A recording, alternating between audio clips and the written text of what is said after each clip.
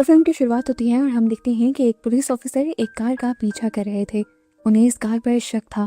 जैसे ही वो इस कार को रुकवाते हैं, कार का ड्राइवर जल्दी से एक गन निकाल कर अपनी टांग के नीचे छुपा लेता है। पुलिस ऑफिसर की बात करने पर जब ये आदमी कुछ ज्यादा जवाब नहीं देता तो पुलिस ऑफिसर उससे लाइसेंस मांगते हैं और इस टाइम तक भी हमें उस आदमी का चेहरा नहीं दिखाया जाता। ठीक इसी टाइम पर हम देखते हैं कि यहीं पर एक और पुलिस की कार आकर रुकती है और उसमें से ऑफिसर जेन निकलती है, जो कि पहले ऑफिसर की वाइफ है। वो उससे पूछती हैं क्या सब कुछ ठीक है। ऑफिसर उन्हें तसल्ली देते हैं और कहते हैं हाँ सब कुछ ठीक है, तुम यहाँ से जा सकते हो। जेन कार मोड़कर यहाँ से जा ही रही थी कि बैक व्यू मिरर में उसने देखा कि वो आदमी उसके हस्बैंड के साथ बहस कर रहा है। इसीलिए वो कार मोड़कर वापस आने ही वाली थी, लेकिन उससे पहले ही उस आदमी ने ऑफिसर को गोली मार दी। जब तक जेन यहाँ पहुंची ऑफिसर मर चुके थे। जेन ने उस किलर को पकड़ने के लिए उस पर शूट करना चाहा, पर किलर निकल गया उसके हाथ से। अब सीन कट होकर हमें दोबारा उसी किलर को दिखाया जाता है जो एक होटल रूम के अंदर किया था। वहां पर उसी के बारे में न्यूज चल रही थी कि किस तरह एक किलर ने 16 लोगों को मार दिया था और वो अभी भी खुले आम घूम रहा था। पुलिस उसे पकड़ने में कामयाब नहीं हो सकी थी। ये किलर जानता था कि उसके बारे में ही बात हो रही है और जरूर पुलिस भी उसे ढूंढ रही होगी, इसीलिए वो इस होटल के अंदर बनी हुई एक अजीब से कमरे में जाकर सो जाता है। इस टाइम उसने किसी भी इमरजेंसी सिचुएशन के लिए शॉटगन पकड़ी हुई थी। अगले दिन हमें किलर को किसी का पीछा करते हुए दिखाया जाता है। वो एक फार्मेसी के पास जाकर रुक जाता है और दिखता है कि एक लड़की फार्मेसी के अंदर गई थी। वो इसी का पीछा कर रहा था। काफी देर बाद वो इस फार्मेसी से बाहर निकली और जब जाकर अपनी कार में बैठी तो देखने को मिला कि किलर पहले से ही उसकी कार में बैठा उसका इंतजार कर रहा था। उस लड़की को ये पता चलने से पहले ही कि उसकी कार में कोई है, वो किलर उसे मार डालता है और फिर उससे फार्मेसी की चाबियां लेके फार्मेसी के अंदर जाता है और बहुत सी ऊट पटांग की दवाइयां इकट्ठी कर लेता है। जबकि दूसरी तरफ हम देखते हैं कि जेन अभी बहुत ज्यादा दुख में थी। एक तो ये दुख था कि उसका हस्बैंड इस दुनिया में नहीं रहे और दूसरा दुख ये था कि पुलिस अभी तक उस किलर का पता नहीं लगा पा रही थी। इतनी देर में न्यूज आ जाती है कि वो किलर एक और औरत को मार चुका है। इससे वो समझ आती है कि जरूर वो किलर एक साइको है और अगर उसे रोका नहीं गया तो वो कहीं और जाने ले लेगा। इसलिए वो फैसला करती है कि कुछ भी हो जाए वो इस किलर को खुद ढूंढेगी और इस किलर के खिलाफ फौरन ही सबूत इकट्ठे करने के लिए बैठ जाती है। जितने टाइम में उसने उस किलर के खिलाफ सबूत इकट्ठा किए थे, उस टाइम के अंदर अंदर किलर 10 और कत्ल कर चुका था और अब उसके किलिंग्स का ये नंबर 32 हो गया था। जिसके बाद जेन फैसला करती है कि अब वो घर में रुककर इंतजार नहीं करेगी, वो खुद बाहर निकलेगी। ये केस अब इतना बड़ा हो गया था कि पुलिस वालों ने FBI के हाथ में दे दिया था। जेन के हाथ में भी ज्यादा कुछ नहीं रहा था क्योंकि जेन एक पुलिस ऑफिसर थी। जेन जानती थी कि उसे काफी हद तक तो केस पर्सनली ही सॉल्व करना पड़ेगा।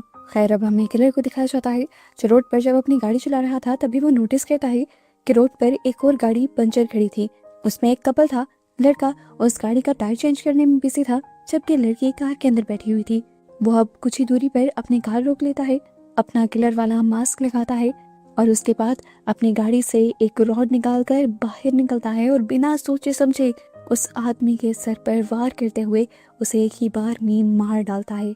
अपने हस्बैंड की चीख सुनकर वो लड़की बाहर निकलती है और देखती है कि उसके हस्बैंड मर चुके हैं। वो बुरी तरह घबरा जाती है। उसने पीछे मुड़कर देखा तो इस टाइम उसके भी पीछे एक किलर था। वो समझ गई कि उसके हस्बैंड की तरह उसकी भी जान जाने वाली है। अपनी जान बचाने के लिए वो भागी भी, लेकिन कोई फायदा नहीं हुआ। किलर के हाथ होना से ही सामने आने वाली ट्रक से टकराकर उसकी मौत हो गई। ट्रक ड्राइवर भी उसे बचाने के लिए ब्रेक लगाने ही वाला था, लेकिन उसका भी बैलेंस बिगड़ा और ट्रक उलट गया। ट्रक के अंदर ऑयल होने की वजह से यहाँ पर एक बहुत बड़ा ब्लास्ट हो गया। ट्रक ड्राइवर भी मारा गया। किलर बहुत ही आराम से दूर खड़ा ये सब तमाशा देखता रहा, जिसके बाद वो लड़के के पास गया और उसके खून से उसी की कार पर उसने एक सैटेनिक साइन बना दिया, यानी शैतान का सिंबल बना दिया। और यहाँ से हमें अंदाजा हुआ कि वो शैतान की पूजा करता है और ये सारी कुर्बानियां शैतान के लिए दे रहा है। दूसरी तरफ इस सब की खबर भी अब न्यूज में चल जाती है। FBI की टीम ज्यादा तेजी से इस केस को सॉल्व करने की कोशिशों में लग जाती है और इसी सिलसिले में जेन भी आकर उन लोगों से मिलती है। वो कहते हैं कि मैं इस किलर के बारे में बहुत कुछ जानती हूँ और उसने मेरे हस्बैंड को भी मारा है। मैं इस केस को सॉल्व करवाने में मदद कर सकती हूँ, लेकिन ये केस जो इस टाइम लीड कर रहा था वो जेन की किसी भी हेल्प लेने से मना कर देता है और जेन परेशान हो जाती है। यहीं पर हम देखते हैं कि FBI की एक डिटेक्टिव रेबिका जेन को इस तरह मना करने पर उदास हो रही थी। उसे जेन को देखकर ये साफ लग रहा था कि वो मदद कर सकती है किलर को पकड़वाने में, पर अपने सीनियर के सामने वो उससे कुछ नहीं कह सकती थी। इसी वजह से ऑफिस के बाद शाम में रेबिका उसे एक होटल में बुला लेती है और किलर के मुतालिक जितनी भी चीजें उन्होंने इन्वेस्टिगेट की होती है वो इलीगली जेन को बता देती है। जेन के मुताबिक किलर हमेशा अपनी कार में रहा करता था, पर रेबिका बताती है नहीं, वो डिफरेंट होटल्स में स्टे करता है और अपने पीछे सबूत भी छोड़ कर जाता है। और वो ये सारी किलिंग्स सिर्फ साइको किलर होने की वजह से नहीं कर रहा, उन सारी किलिंग्स के पीछे कोई ना कोई बड़ा मकसद है, क्योंकि वो सारी किलिंग्स बहुत ही ज़्यादा पैटर्न में करता है।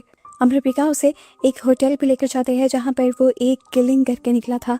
इस होटल के अंदर उसने बहुत सारे सैटेनिक साइंस बनाए हुए थे जिनसे इन्हें पता चला था कि वो किसी कल्ट का हिस्सा है। अब रेबिका के ये लैपटॉप का इस्तेमाल करते हुए जेन और इन्वेस्टिगेशन करती है और इन्हें उस किलर का नाम पता चल जाता है जो कि रिचर्ड था। ये लोग अब यहाँ पर बैठकर ये भी इन्वेस्टिगेट करते हैं कि किलर का अगला स्टेप क्या होगा, वो कहाँ जाएगा और क्या करेगा। इस सारी इन्वेस्टिगेशन के बाद जब ये लोग यहाँ से जाने ही वाले थे तो रेबिका को एक और खबर मिली। कुछ ही देर पहले एक मॉल में एक धमाका हुआ था और धमाके में जिस बॉम्ब का इस्तेमाल किया गया था ये उसी टाइप का बॉम्ब था जो किलर ने एक वेपन डीलर को मार कर चुराए थे। खैर अब सीन कट होता है और हम दोबारा किलर को देखते हैं। किलर अपने एक और किलिंग की तैयारी में है, पाइप को पकड़ता है और उसकी एक साइड को बहुत ज्यादा शार्प कर देता है और उसके बाद अगली सुबह उसी पाइप को लेकर वो एक चर्च में जाता है। कन्फेशन के बहाने से वो फादर को एक अजीब से रूम में ले जाता है और जैसे ही फादर उसकी बातों में खोए हुए होते हैं वो उसे धारदार पाइप से उनके गले में स्टैब कर देता है और पाइप की दूसरी तरफ से उनका खून पीता है। यहाँ जेन भी अब उसका पता करते हुए उसके होटल तक पहुंच गई थी। वो पहले उसके हुलिये को बताते हुए मैनेजर से उसके बारे में पूछती है, लेकिन मैनेजर उसका हुलिया पहचान नहीं पाता।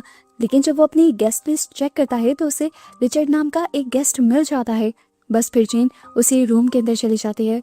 अपनी गन ताने वो इस रूम को चेक कर रही थी। उसे पहले यहाँ पे एक सूटकेस दिखा। कमरा बज़ाहिर खाली था। उसने बहुत ही ध्यान से वॉशरूम खोला। वॉशरूम में एक शॉटगन थी लेकिन था कोई भी नहीं। उसके बाद जब वो बाहर आई तो एकदम से पीछे से कपड़ खुली और किलर वहां से बाहर निकल आया। वो जेन को मारना चाहता था पर जेन अपने आप को बचाने में कामयाब हो गई। इस तरह अपने शिकार को अपने हाथ से निकलता देखकर उस किलर को भी गुस्सा आया और उसने दोबारा जेन के ऊपर अटैक किया और जेन ने अपने डिफेंस में उसके ऊपर अटैक किया। यहाँ पर दोनों की अच्छी खासी हाथापाई हुई, लड़ाई हुई, पर आखिर में उस किलर ने जेन को उठाकर यहाँ से बाहर फेंक दिया खिड़की तोड़ते हुए और फिर खुद भी उसी खिड़की से जंप लगाकर अपनी कार लेकर यहाँ से भाग गया और जेन कुछ कर भी ना पाई। जेन सदमे में चली गई थी, इतना करीब किलर के पहुंचकर उसे ना पकड़ने के लिए। खैर अब वो इस कमरे की बहुत अच्छे से तलाशी लेते हैं और उसे इस कमरे में बहुत सारे सबूत मिल जाते हैं जो किलर यहाँ से मिटाना भूल गया था और इन्हीं सबूतों के जरिए उसे किलर की अगली मूव के बारे में पता चलता है। दूसरी तरफ हम देखते हैं कि किलर एक कैल्विन नाम के बंदे से कांटेक्ट करता है। कैल्विन उसे बताता है कि हमने न्यूज़पेपर में तुम्हारा ऐड देखा है, तुम एक सैटेनिक कल्ट के मेंबर हो और हम भी ऐसे ही एक सैटेनिक कल्ट के मेंबर हैं। हम तुम एक साथ मिलकर सारा काम कर सकते हैं और हम जानते हैं कि तुम एक बहुत बड़े पर्पस के लिए काम कर रही हो। अगर तुम चाहो तो उसमें हम तुम्हारी मदद कर सकते हैं। किलर भी उनकी बात मान जाता है और उनके बताए एड्रेस पर आ जाता है। यहाँ पर वो देखता है कि उन जैसे और भी लोग थे और सभी ये दावा कर रहे थे कि वो शैतान की पूजा करते हैं और इस सब के दौरान वो अजीबोगरीब ड्रग्स का इस्तेमाल कर रहे थे। और ये देखते हुए रिचर्ड समझ आता है कि ये लोग किसी कल्ट के मेंबर नहीं, इन्होंने अपना ही कोई अजीब सा कल्ट बनाया हुआ है। खैर वो यहाँ पर इन लोगों से कुछ नहीं कहता और कैल्विन के साथ अपने रूम में आ जाता है। उसने नोटिस किया था कि कैल्विन बाकी मेंबर्स जैसी कोई हरकत नहीं कर रहा। वो कैल्विन से कहता है कि मुझे एक इंसान का पता चलाना है जिसका नाम एड्रेस मुझे कुछ भी नहीं पता, बस मैं ये जानता हूँ वो काम क्या करता है। कैल्विन उससे कहता है तुम्हारा काम हो जाएगा। इसके बाद जब किलर न्यूज़ ऑन करता है तो देखता है कि वहाँ पर जेन ही इंटरव्यू दे रही थी और वो उसी के बारे में बात कर रही थी। अजीब बात थी कि किलर की इंटरव्यू देखकर खुश हुआ था। सिर्फ यही नहीं, अगले दिन तो उसने पुलिस स्टेशन में कॉल भी कर दी थी जेन के लिए। जब जेन को ट्रांसफ़र की जाती है तो वो जेन से कहता है मुझे खुशी है कि तुम मेरा पीछा कर रही हो और तुम मुझसे डरी नहीं। खुद तक पहुंचने के लिए मैं तुम्हारे लिए सबूत छोड़ता रहूंगा रास्ते में। ये सुनकर जेन हैरान हो जाती है कि उस किलर ने खुद उसे कैसे कॉल कर ली थी। खैर अब वो और भी ज़्यादा होशियारी से काम करने वाली थी क्योंकि जानती थी कि किलर जो कह रहा है वो ठीक कह रहा है। सीन कट होकर दोबारा हमें दिखाया जाता है उसी कल्ट को। वहाँ पर उस कल्ट का लीडर थॉमस पहले अपने कल्ट के सभी मेंबर्स को ड्रग खिलाता है और उसके बाद उनसे ऊट पटांग की हरकतें करवाता है। किलर जो खड़ा ये सब देख रहा था उसे सब बहुत ज़्यादा बुरा लगता है। वो देखता है कि अभी इन सब में केल्विन नहीं था। हम देखते हैं कि जब जब किलर केल्विन से मिलता है तो वो अपना मास्क भी हटा देता है, ऐसे जैसे उसे केल्विन पर पूरा भरोसा हो। खैर अब केल्विन ने उसे उसके बताए आदमी का एड्रेस, नाम और फ़ोन नंबर दे दिया था, तो यहाँ आने का उसका मकसद पूरा हो गया था। अब वो केल्विन को एक मशवरा देकर जाता है कि तुम उस कल्ट के लोगों जैसे नहीं हो, तो आइंदा के बाद अंदर मत जाना, मैं तुम्हें छोड़ रहा हूँ। केल्विन को उसकी बात अभी समझ नहीं आई थी, लेकिन थोड़ी देर बाद आ जाने वाली थी। अब वो एक एक्स और पेट्रोल की कैन लेकर वापस उसी मेंशन के अंदर जाता है और जिस रूम में वो उटपटांग की हरकतें हो रही थी उसी रूम में जाकर वो सभी लोगों को अपनी एक्स से बेदर्दी से मार डालता है। एंड पर वो उनके लीडर का सर ही उस एक्स से खोल देता है, जिससे खून चारों तरफ फैल जाता है और उसकी भी बुरी तरह मौत हो जाती है। जिसके बाद वो इस सारी जगह में पेट्रोल डालकर आग लगा देता है। ये सब काम खत्म करने के बाद जब वो यहाँ से जाने ही वाला था तो उसे खिड़की के पास एक साया दिखाई दिया। वो जान गया था कि जरूर वहाँ कोई है, इसलिए वो अपना मास्क उतारता है और एक स्टिक पर लगाकर उसे खिड़की के सामने कर देता है और खुद दीवार के पीछे हो जाता है। मास्क के सामने जाते ही एक गोली चलती है और मास्क टुकड़े टुकड़े हो जाता है। पता चलता है कि गोली चलाने वाली कोई और नहीं बल्कि जेन थी, जो उसके छोड़े हुए सबूतों के जरिए ही उस तक पहुंच गई थी। जेन देखती है कि अब वो किलर भागकर बाहर आ रहा था, वो यहाँ से भी भाग सकता था, इसलिए वो भी फौरन अपनी गाड़ी में बैठती है और उसका पीछा करने लगती है। लेकिन किलर उससे ज़्यादा होशियार निकलता है और उसकी गाड़ी को कुछ इस तरीके से हिट करता है कि उसकी गाड़ी गड्ढे के अंदर फंस जाती है और जेन आगे नहीं जा पाती। इस वजह से जेन को बहुत ज़्यादा गुस्सा आता है। जब किलर यहाँ से भाग जाता है तब यहाँ पर FBI के लोग इन्वेस्टिगेशन के लिए पहुँच जाते हैं। हालांकि जेन ने इन्हें काफ़ी पहले खबर कर दी थी कि वो किलर यहाँ पर है, लेकिन ये लोग टाइम से लेट आए क्योंकि उन्हें जेन की बातों पर यकीन नहीं था और इसी वजह से जेन अब FBI पर भी बहुत ज़्यादा गुस्सा थी। जबकि दूसरी तरफ हमें दिखाया जाता है कि किलर अपने अगले प्लान को कामयाब करने की कोशिशों में लग चुका है। वो अपने ढूंढे हुए एड्रेस के अंदर जाता है। वो विल्केस नाम के एक आदमी का था। वो देखता है कि उसके घर में इस टाइम कोई भी नहीं। ताला तोड़कर वो उसकी बेसमेंट में जाता है और यहाँ पर कुछ बॉम्ब्स तैयार करने लग जाता है।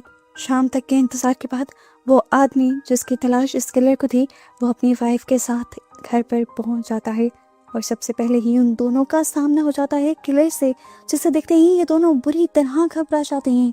यहाँ पर किलर उस आदमी को ब्लैकमेल करता है और कहता है कि अगर तुम्हें तुम्हारी वाइफ की जान प्यारी है तो जो मैं कहता हूँ बस वही करो। दूसरी तरफ हमें दोबारा जेन को दिखाया जाता है, जो दोबारा से किलर के छोड़े हुए सबूतों के जरिए एक बिल्डिंग तक पहुंचती है। बज़ाहिर उसे इस बिल्डिंग के अंदर कुछ नहीं नजर आता, पर एक खिड़की के ऊपर उसे लिखा हुआ मिलता है 3MI। ये भी एक सबूत था जो किलर ने उसके लिए छोड़ा था। वो सोच में पड़ गई, आखिर ये सब है क्या। ना समझे में वो अब अपने स्नाइपर गन के बाइनोकुलर से इर्द गिर्द देखने लगी थी और कुछ ही दूरी पर उसे एक न्यूक्लियर फैक्ट्री दिखाई दी। इस फैक्ट्री को 3 माइल आइलैंड के नाम से जाना जाता था और 3MI का मतलब भी यही था। फिर उसे याद आया कि पिछली मर्तबा जिस घर में किलर ने सबूत छोड़े थे उसमें आज की तारीख भी लिखी हुई थी। इन सारी चीजों को जोड़ते हुए जेन समझ जाती है कि किलर का मकसद बहुत बड़ा है। आज की तारीख में वो इस न्यूक्लियर फैक्ट्री को तबाह करना चाहता है, जिसके साथ साथ ये पूरा शहर तबाह हो जाएगा। सभी इंसान मर जाएंगे और न्यूक्लियर रेस की वजह से आसपास के शहरों में भी बीमारियां फैल जाएंगी। यहाँ पर हमें भी सारा प्लान समझ आने लगता है कि किलर ने उस बेचारे आदमी को क्यों पकड़ा था। असल में वही 3 माइल आइलैंड का मैनेजर था, यानी उस न्यूक्लियर पावर प्लांट का मैनेजर था। उसी की कार में छुपकर किलर यहाँ तक आ गया। अंदर जाने के लिए ज़्यादा इन्वेस्टिगेशन करनी ही नहीं पड़ी। दिखाया गया कि उसने इस आदमी को ब्लैकमेल करने के लिए उसकी वाइफ को भी इसी कार के अंदर छुपाया हुआ था। अब वो इस आदमी को गले से पकड़ते हुए अंदर लेकर जाता है, जहाँ पर अब इनका सामना 2 गार्ड से हो जाता है। किलर फौरन ही पीछे होता है और यहाँ पर 2 छोटे छोटे ग्रेनेड फेंक देता है, जिससे यहाँ बुरा ब्लास्ट होता है और ये दोनों के दोनों गार्ड्स मारे जाते हैं। जिसके बाद वो आगे बढ़ता है और उसका सामने दोबारा 2 गार्ड से हो जाता है। उन्हें वो अपनी शॉटगन से मारता है और इस आदमी को लेकर वो कंट्रोल रूम में आ जाता है और यहाँ सबको अपनी गन दिखाते हुए ब्लैकमेल कर कर सभी को इस कमरे से बाहर निकाल देता है। यहाँ जेन जो सारी गेम समझ चुकी थी कुछ जल्दी से लोगों को बचाने के लिए इसी न्यूक्लियर पावर प्लांट के पास आई थी। वो यहाँ के सिक्योरिटी गार्ड्स को बताती है कि अंदर कुछ बहुत बुरा होने वाला है, हमें जल्द ही अंदर की सिक्योरिटी टाइट करनी होगी। अभी ये लोग बात ही कर रहे थे कि यहाँ पर अलार्म भी बजने लगे। ये सिक्योरिटी के लोग जो पहले जेन की बातों का एतबार नहीं कर रहे थे वो समझ गए कि जेन सही कह रही है और अंदर सच में कुछ गड़बड़ी चल रही है। ये लोग जेन को लेकर जैसे ही अंदर जाते हैं तो देखते हैं कि अंदर गड़बड़ी नहीं, पूरा का पूरा मामला ही बिगड़ गया था। वहाँ के सभी गार्ड्स मारे गए थे और पावर सेल के भी सभी लोग डरे सहमे बाहर खड़े थे। अंदर हमें दिखाया जाता है कि किलर उस आदमी को यहाँ पावर प्लांट को एक्टिव करने को कह रहा था। हालांकि वो करना नहीं चाहता था, पर किलर ने उससे धमकी दी कि अगर तुमने ना किया तो मैं तुम्हारी वाइफ को मार दूंगा। उसने सभी लोगों का ना सोचते हुए सिर्फ अपनी वाइफ के बारे में सोचा और किलर की बातों से ब्लैकमेल होकर उसने पावर प्लांट को एक्टिव कर दिया। जिसके बाद इस किलर ने उसको भी नहीं छोड़ा, उसे भी अपनी शॉर्ट गन से मार डाला। जिसके बाद वो कंट्रोल रूम में एक ग्रेनेड रखता है और अपनी शर्ट उतारता है। बाहर लोग देखते हैं कि उसने अपनी पूरी बॉडी के अंदर बॉम्ब्स लगाए हुए थे और वो इन्हीं के जरिए इस पूरी फैक्ट्री को उड़ाना चाहता था। वो सुसाइड प्लान कर रहा था। ये लोग सोचते हैं कि हमें उससे बात करनी चाहिए, पर जेन कहती है वो बात करने वालों में से नहीं है। वो अभी तक 50 से ज़्यादा किलिंग्स कर चुका है और उसका मकसद सिर्फ तबाही फैलाना है, जिसके लिए उसे अपनी जान की भी परवाह नहीं। ये लोग बाहर से अब दरवाज़ा तोड़ने की कोशिशों में लग जाते हैं, जिसमें बहुत ज़्यादा टाइम लग रहा था और जेन जानती थी कि इससे कम टाइम में वो यहाँ पर ब्लास्ट कर देगा। उसे जल्द ही उस किलर तक पहुँचना था। तभी एक गार्ड जेन को बताता है कि ऊपर की तरफ लगी हुई एक विंडो से हम किलर को देख सकते हैं। जेन बिना सोचे समझे वहाँ जाते हैं और अपनी स्नाइपर से एक जगह बहुत सारे शॉट लगाते हैं, जिससे वो बुलेट प्रूफ ग्लास टूट जाता है और उसे किलर को मारने के लिए एक गोली चलाने का एक्सेस मिल जाता है। वो किलर की टांगों पर गोली चलाती है ताकि वो यहाँ से भाग ना पाए, लेकिन इस सब के बावजूद कुछ नहीं हुआ था। उसके हाथ फ्री थे। वो अपने फ्री हाथों से ही एक ग्रेनेड को खोल देता है। ये देखकर जेन डिस्टर्ब हो जाती है। वो जल्दी से उसके हाथ पर गोली चलाती है ताकि वो अपने बाकी बॉम्ब्स एक्टिवेट ना कर पाए और उसके बाद उसके सर के ऊपर गोली मारते हुए उसे मार डालते हैं। फाइनली जितने लोगों को उसने मारा था उसने उन सब की मौत का बदला ले लिया था, लेकिन अभी भी वो खुश नहीं थी, रिलैक्स नहीं थी, क्योंकि एक जलता हुआ ग्रेनेड अभी भी अंदर पड़ा हुआ था जो किसी भी वक्त फट सकता था और पूरा शहर तबाह हो सकता था। लेकिन यहाँ सही वक्त पर वो गार्ड्स इस दरवाजे को खोलने में कामयाब हो जाते हैं और उस ग्रेनेड को डीएक्टिवेट कर देते हैं। फाइनली ये शहर बच जाता है और हमें मूवी का पोस्ट क्रेडिट सीन दिखाया जाता है। यहाँ पर एक बहुत बड़ा ट्विस्ट हमें ये पता चलता है कि उस दिन जब जेन ने इस आदमी को मारा था वो मरा नहीं था, वो अभी भी जिंदा था, लेकिन पुलिस की कस्टडी में था और उसे एक जेल ले जाया जा रहा था। क्या इतने शातिर किलर को जेल में रखना पॉसिबल था या नहीं, और क्या आगे सिचुएशन नॉर्मल रहने वाली थी? इसी सब की परेशानी आज तक जेन को थी, जो अब अपनी लाइफ में काफ़ी आगे बढ़ चुकी थी। उसे हर वक्त यही फिक्र सताती रहती थी कि कहीं वो किलर दोबारा से अपने काम ना करने लग जाए, लेकिन अब वो उसके लिए कुछ कर भी नहीं सकती थी। कोर्ट ने उसकी सज़ा चुन ली थी और इस तरह बस इस मूवी की अनसेटिस्फाइड सी एंडिंग को दिखाते हुए ये कहानी ख़त्म हो जाती है।